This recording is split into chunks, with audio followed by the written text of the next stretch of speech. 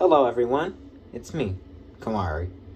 I know a couple of days and weeks have passed, including a month, but it's almost Halloween, and I think it's time for me to talk about episode 1 of Power Rangers Cosmic Fury, mostly because I'm forcing myself to try to review the first 5 episodes today before Halloween, and because episode 5, in my opinion, kinda counts as the Halloween episode even though it's not, so yeah.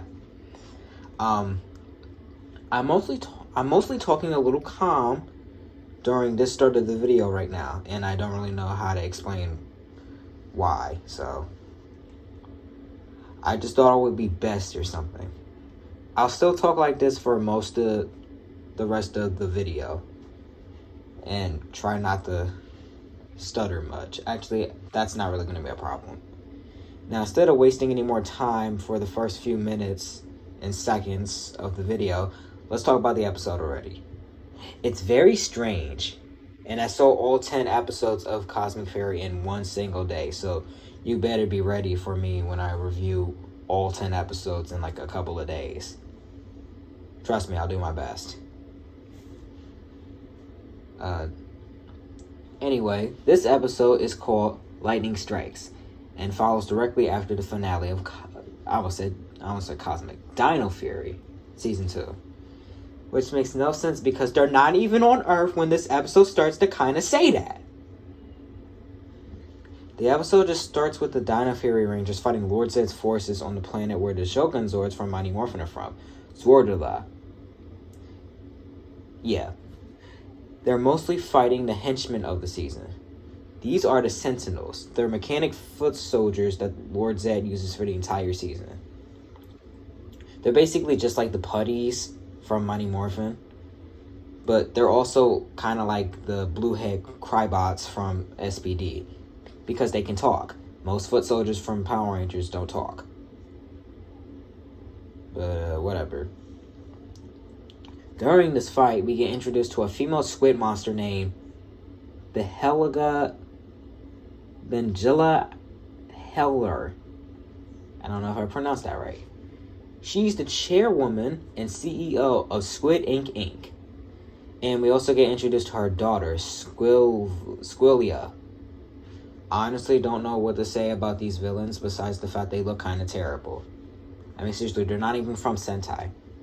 I know Simon Bennett is trying to stay a lot more original and stuff, but like, they're using half of the Kyuranger monsters anyway, so in my opinion, these guys like serve no purpose here. And speaking of the actual Sentai monsters from Kyuranger, we do get to see them here, but they don't really do much. Here we have Dewdrip. He's a serpent theme monster.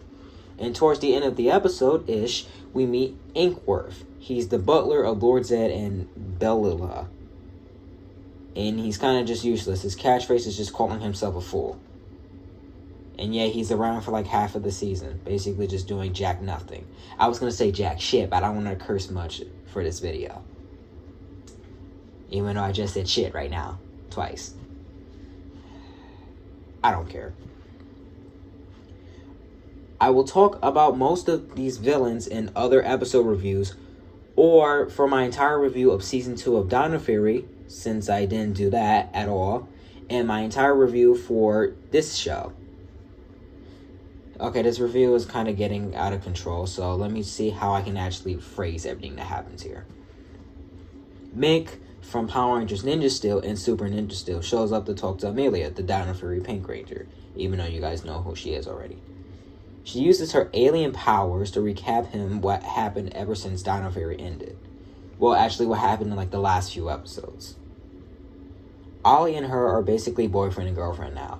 Zayto apparently disappeared after the Dino Fury ending and has now just come back, whatever. During the fight, he talks to Ion, the Dino Fury Gold Ranger, and they bond in a way, I guess, I don't know.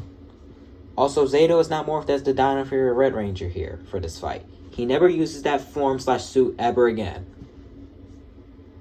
Here, he is the Dino Fury Zenith Ranger. Originally, this was referenced as the Dino Fury Ghost Ranger. Now it's not.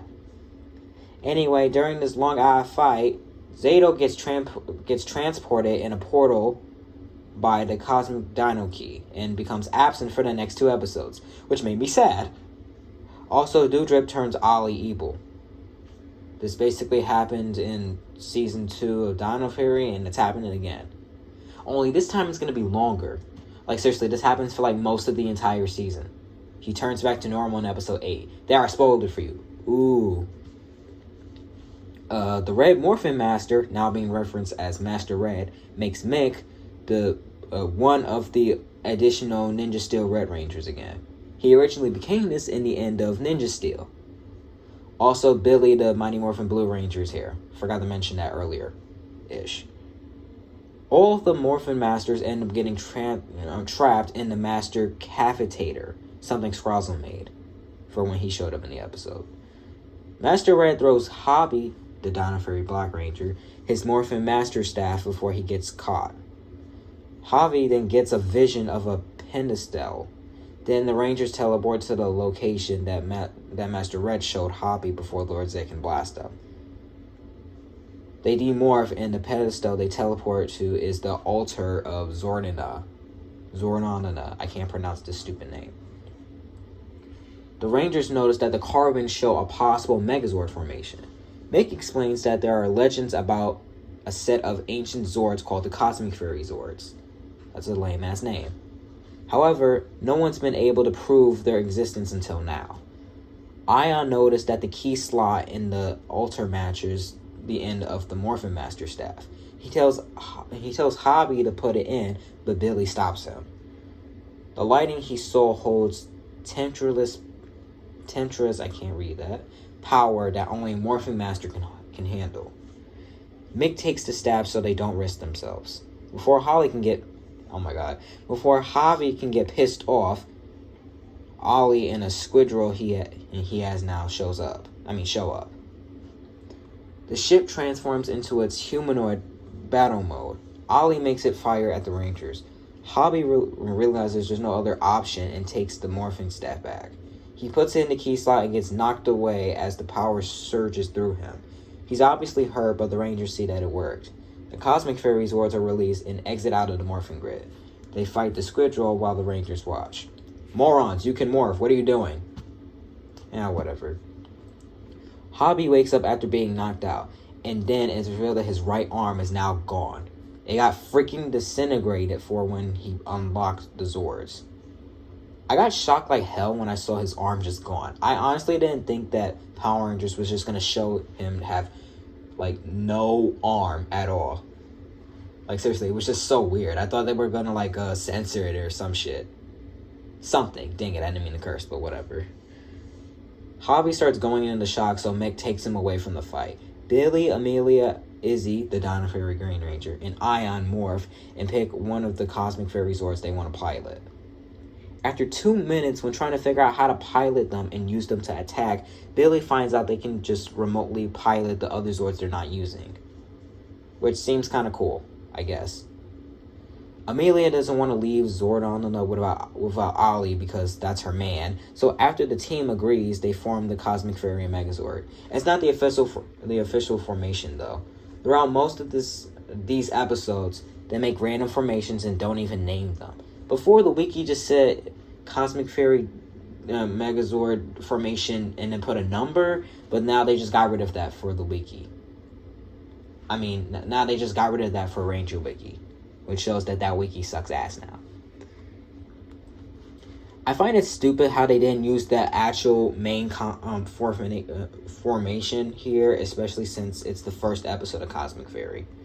Anyway, after 10 minutes or whatever, the Rangers fire off the Cosmic Fury and Megazord's Cosmic Blast. Amelia teleports to the Squidrow's cockpit before this to get Ollie. However, he just makes the Sentinels come out to attack her. She fights back and uses the Snooze Dino Key to make everybody go to sleep. She teleports out of the ship with Ollie knocked out and it gets destroyed. And that's a Cosmic Fury victory. I'm kind of mad they're just using the Cosmic Fury victory. Dino Fury victory catchphrase, but just took out the word dino in it. That's how you know Cosmic Fury is being slightly lazy. But what do you expect? This is basically Season 3 of Dino Fury. This was rumored for a long time, so yeah. Anyway, skipping the Lord's Edge ship scene, where we get introduced to Ickworth, we go to Dino Hinge. Tarek, Dr. Lena Arcana, Solon, and Pop Pop are there. Everybody argues about everything until Solon roars to get everybody to shut up. Mick says that he and Billy contacted the other Ranger teams across the globe for a potential impossible invasion. He also promises Ion they'll find Zayto, and believes that the Morphin Masters brought him back for a reason. What? Tarek offers the Raconian soldiers to help the Rangers out. Billy tells everybody that Ollie and Hobby are stable, but Hobby's gonna have to come to the terms with the fact that his limb is now just gone forever. Izzy is upset that Hobby's musical dreams will be crushed. Who cares about his music right now?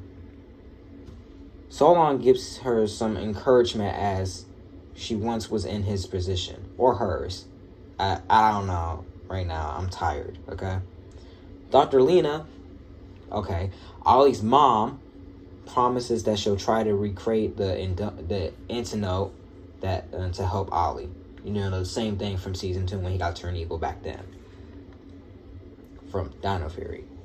Billy believes that despite the day they had, the Rangers will be able to handle any threat Lord Zed is going to throw at them.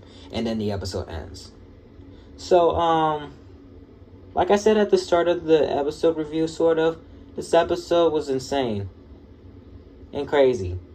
When I watched it, I thought it wasn't that good, and that opinion still slightly stands. The opening doesn't show up until like 5 or 10 minutes into the episode, which makes it kind of seem like, what the hell is the point of having an opening if you're just not going to have it show up in the start of the goddamn episode? Fern isn't in this episode at all, or some of the other episodes after this until episode 3 or 4 or something, and Zayto doesn't appear on Morph except from the flashbacks. In my opinion, this episode felt like it was all over the place, especially since they just brought in most of the Dino Fury allied characters at like the last 5 minutes. But I mean, it's better than most episodes for the Super Sentai. I said Super Sentai. Super seasons from the past, so Super Lining, I guess. Also, that wasn't meant to be a joke. Fuck Super Mega Force. No, seriously, that's like one of the worst Power Ranger seasons in my entire life. Okay, I'm done. I don't know what else to say for this episode. It was just meh. In fact, most of the episodes for this show will just be meh. And when I say show, I'm talking about Cosmic Fury, not the other Power Ranger seasons and shit. Stuff. Oh my god. Anyway, what did you think about this first episode for Cosmic Fury? Was it good? Was it bad? Was it fun? Was it exciting? Or was it just meh? Let me know in the comments. I'll try to have the reviews for episode 2 to 5 ready in a couple of minutes or hours. And with all that said, I'll see you guys in the next video. Bye. Revolution, revolution,